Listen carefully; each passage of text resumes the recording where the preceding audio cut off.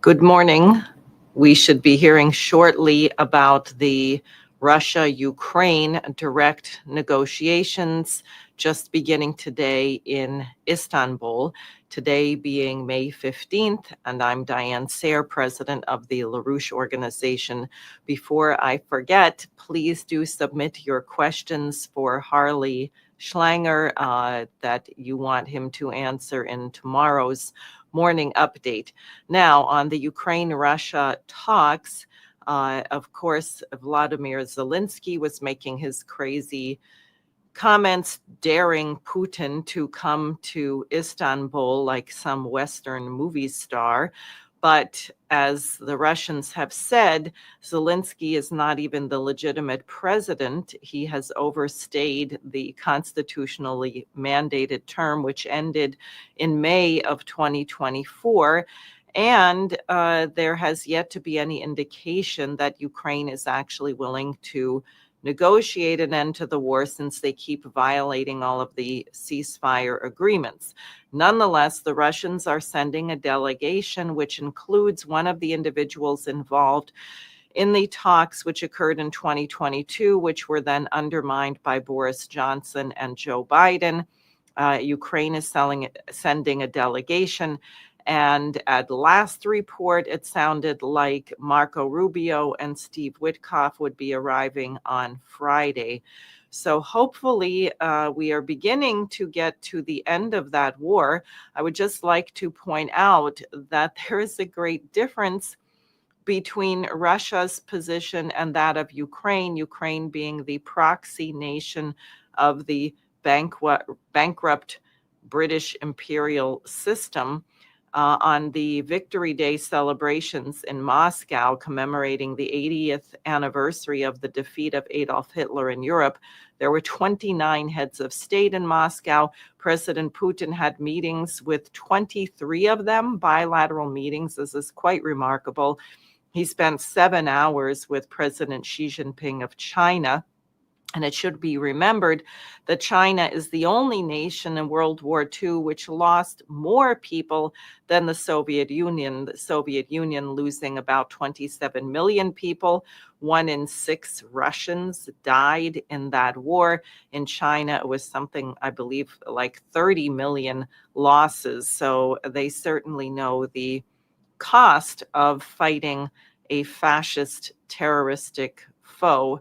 And have a lot of work to do to strengthen the world to resist war and terrorism and to become more peaceful. In Kiev, at the same time, you had the coalition of losers, which was Keir Starmer, British Prime Minister, Macron, Merz from Germany, and Tusk from Poland, and then, of course, Volodymyr Zelensky.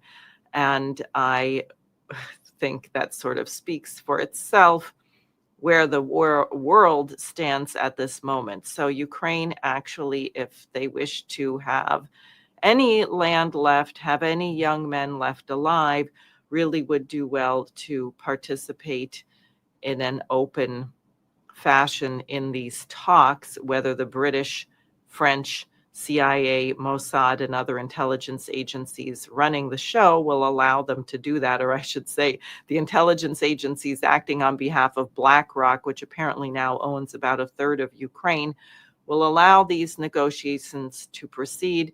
We shall see. Related to this only because I'm thinking of Josep Borrell, the famous EU commissioner who described the Western European nations as a garden and the rest of the world as a jungle, finally came out forcefully recognizing that there is no way of calling what Israel is doing in Gaza other than genocide. It is not self-defense. They are willfully starving the population to death. And it causes me to ask Mr. Borrell, perhaps you might want to redefine your garden and jungle countries. Perhaps the jungle countries are the ones that are aiding and abetting Bibi Netanyahu in his murderous onslaught. And the garden countries are those nations which have recognize the Palestinian state and are calling for an end to the slaughter. The United States, for its part, seems to be standing in the middle. It is clear that President Trump doesn't like Bibi Netanyahu. The release of Aiden Alexander, the last American hostage, was negotiated without going through Netanyahu, but the plan to deliver aid to Gaza to prevent mass death by starvation is completely insane. It's either going to be a bunch of private BlackRock, Halliburton aid depots and kind of militarized enclosures, or the Israelis will run it, which is absurd because it is Israel which is preventing the delivery. You had UNRWA, the UN Relief Works Agency, which already had 400 operating aid depots, and they have been defunded and largely shut down, which is criminal and absurd.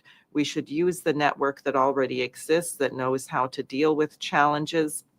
And there are challenges from Hamas and otherwise, but the main challenge is not Hamas. The main challenge is Israel, which is launching this blockade while bombing and killing hundreds of civilians, even on a daily basis, including many children.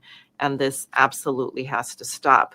The other hotspot in the world, courtesy of the British Empire, is India, Pakistan, where India's Prime Minister Modi went to an Air Force base and made a bellicose speech saying that if Pakistan attacks, they will not only attack the terrorists, but the government that is sending them. Pakistan responded rejecting this. So the ceasefire seems to be holding, but it is a bit rough. And again, I would say the sooner that the United States cuts our ties from the legacy of the British imperial system and returns to our American revolutionary identity, which would be absolutely compatible with the process of the BRICS nations and with a robust friendship with China and Russia and the other BRICS nations for trade and other reasons, the sooner that the world will reach a new and serene paradigm. Now, I should just say that aside from the 29 heads of state in Moscow versus the 4 leaders joining Zelensky in Kiev, the other indicator of this shift is the CELAC conference in China. And Xi Jinping had a lengthy dinner with Lula da Silva of Brazil. Lula da Silva had also been in Russia prior to that. It's clear that Brazil is going to be playing a major role in South America going forward, a large nation with a great deal of potential. And I would say the fact that El-Sisi of Egypt went to Moscow for VE Day, Victory Day, which he would not have done before, indicates that he doesn't feel like at the moment the US or Europe has that much to offer, and they can't stop him. The world has very much changed. That is what the United States has to understand. As for President Trump's speech in Saudi Arabia, he did make some important comments denouncing the neocons, denouncing regime change and so-called nation building. But otherwise, the fluff of the speech about all of his brilliant successes, which really aren't true, about the great might of the U.S. military, which could not defeat the Houthi in Yemen, which really probably couldn't win a war unless we used nuclear weapons, in which case everyone would lose.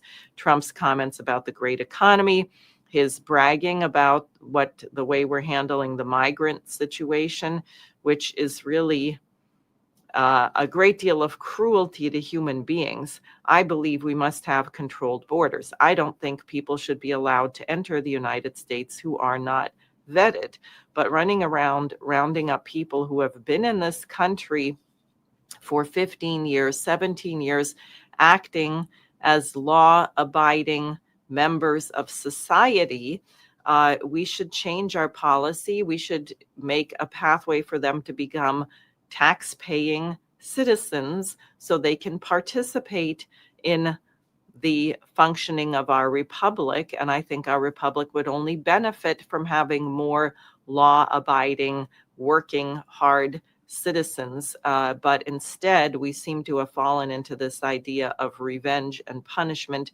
which I must say never works. So we are definitely at a crossroads, and the United States is going to be critical. And I do think that on this 250-year anniversary of the founding of our republic, we have an enormous wealth of profound ideas and great leaders like George Washington, Alexander Hamilton, Benjamin Franklin, John Quincy Adams, Martin Luther King, Lyndon LaRouche, emphatically, who had perhaps the clearest understanding of the US Constitution and the American Revolution of anybody I ever met. We have an incredible legacy to draw upon to inform how our nation can act in the world today, can play a critical leadership role to promote the freedom of mankind everywhere. And that will not be done through force. It will not be done through war and sanctions. It will be done by a commitment to the good of mankind. So that's it for this morning. Please register for the Schiller Institute Conference on May 24th and 25th in the New York City metropolitan area. The deadline for new registrants is Saturday. If you intend to come in person, obviously you can sign up to watch online up until the moment of the conference. But if you wish to attend in person, registration is closing on Saturday. So please sign up, and hope to see you again soon.